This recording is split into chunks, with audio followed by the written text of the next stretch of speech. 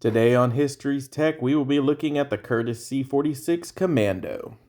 This aircraft, much like its counterpart, the C-47, was designed from a civilian aircraft and utilized for military service during the Second World War.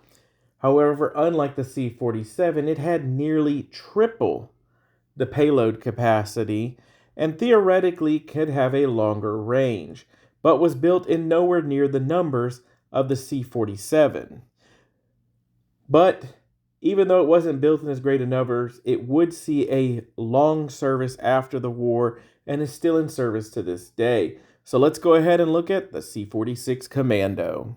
Now, the development of this aircraft came about when the aircraft division of Curtiss Wright was trying to stay competitive against the newly emerging, essentially next generation of pressurized airliners. Most of these airliners had gone to new, larger four-engine designs for their pressurized aircrafts. Douglas went with their DC-4, Boeing with their 307 Stratoliner, which interestingly enough is based off the B-17. So the chief aircraft designer, George A. Page Jr. at Curtiss Wright, came up with his own design for a new aircraft known as the CW-20. And this would have a unique, what they called a figure eight or double bubble canopy that could better withstand pressure at different altitudes.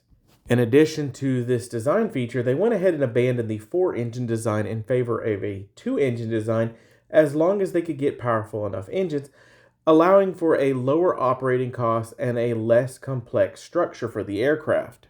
After extensive wind tunnel testing, they designed the very aerodynamically sleek design that it has today, incorporating a cockpit with a streamlined glazed dome, something that would become standard on later aircraft. They also would redesign the cowlings for the engine nacelles to allow for better airflow. And so overall, the aircraft was designed with the lowest possible drag possible for an aircraft its size. Now, the company began approaching different airliners with their new aircraft, and while they had several that were interested, nobody went ahead and put in a order for any of the aircraft. So Curtiss went ahead on their own and produced their prototype aircraft and set up a demonstration to show what it could potentially be. Now, after testing modifications, including the fitting of a large single tail to improve stability over the original design, they went ahead and had an aircraft that was ready to be demonstrated.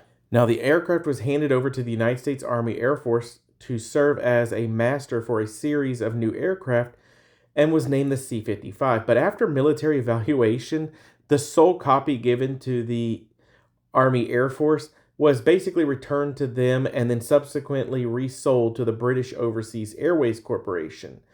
But that's not the end of the story right there for the Commando.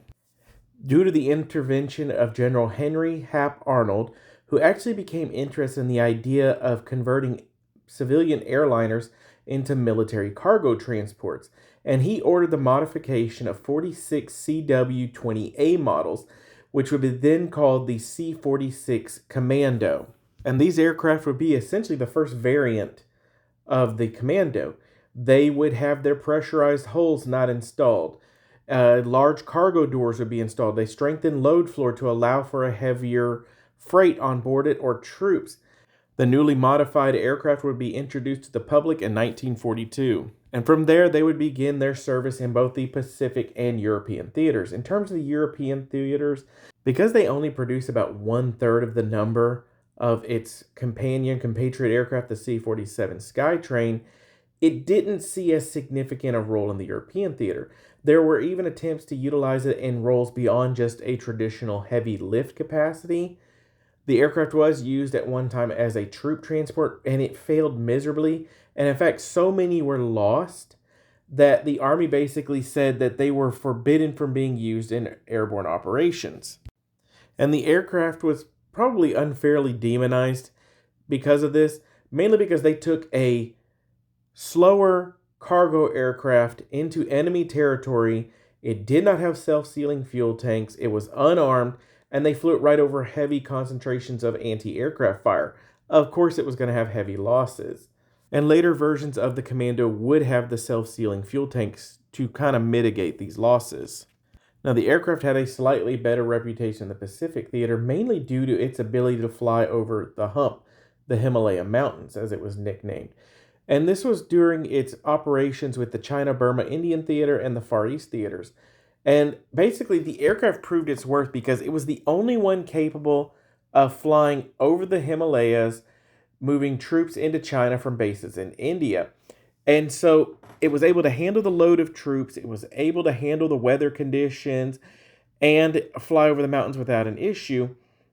And so the aircraft was really valuable for this service. Now, the aircraft's reputation wasn't perfect in the Pacific. It needed a lot of upgrades and improvements to make it a decent aircraft. However, the fact was that this aircraft could carry a emergency war limit of 40,000 pounds if absolutely needed. It did stress the airframe, but it showed that the aircraft was capable of far more than what people were giving it credit for. And after the war, it would continue to serve. After World War II, surplus C-46 were used covertly by the United States in Israel's 1948 War for Independence. It was utilized in Czechoslovakia, South America, Africa for different operations. They served in both Korea and the Vietnam War, with them finally being retired from official United States Air Force service in 1968. However, they would fly with CIA-funded operations such as Air America until 1975. And the last military to finally use them before retiring them would be the Republic of China Air Force, which operated a couple of C-46s up until the mid-1980s. But the story of the 46 continues on into its civilian operations. Now, after the end of the war, there was a push to utilize these surplus aircraft for civilian air service. However, many of these were the military converted models. They didn't have the pressurized hulls. They were designed for cargo, and so a lot of them were used as freight aircraft. However, utilizing a specialized rule in what was called irregular air carriers, they got around a lot of the necessary requirements for passenger aircraft and turned them into passenger aircraft. And what ended up happening is there was a lot of problems with these aircraft, and they ended up crashing quite a bit. So in 1952, the United States government stepped in and imposed new regulations on these aircraft. In order to meet transportation standards, the Civil Aeronautical Board basically created what they called the T category of conversions that were required to happen to a C-46. And they came up with 3 modification packages. The Super 46, this was basically a kit designed by the Aircraft Engineering Foundation that would allow them to make the basic modifications needed for civilian aircraft. There was a CW-20 modification. This was the most expensive upgrade. It basically replaced entire interior, redesigned the tail to the original tail of the aircraft. And then there was the Riddle Airlines conversion. This was a scheduled freight operator that created its own modification that basically met those minimum requirements.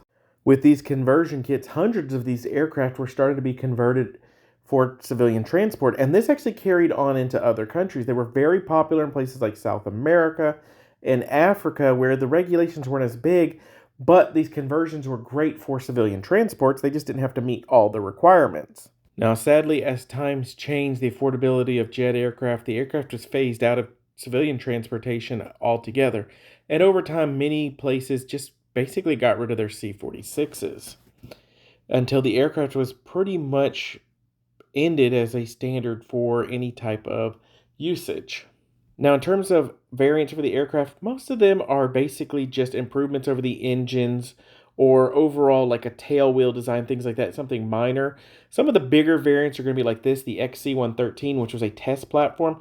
One of the engines was removed and they could actually swap in different turboprops to test if the aircraft could utilize them, but the aircraft was never actually flown like this. Another one would be the Marine Corps variant known as the R5C1, which was similar to a C-46A, but some of them actually had hydraulic setups and lifts in them for better cargo handling. Now, due to the fact that they were utilized by so many countries as surplus after World War II, they can be found as displays or in basically museum exhibits or even in some state of repair in locations around the world, in South America, in Asia, here in the United States. And to this day, there are currently 6 airworthy airframes, or at least maintain their airworthiness for annual inspections or being worked on. And that number is probably going to grow as there are multiple groups out there currently repairing these aircraft because there are so many parts available from scrapped airframes.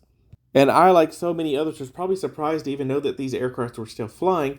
But thanks to shows such as Ice Pilots, which showed Buffalo Airways Group actually utilizing the C-46, we know that there are still those who are trying to keep these aircraft flying and utilizing them still in their original design as a cargo aircraft. But that's it for today. I thank you for joining me on this look at an absolutely amazing cargo aircraft. And I look forward to talking to you on the next time.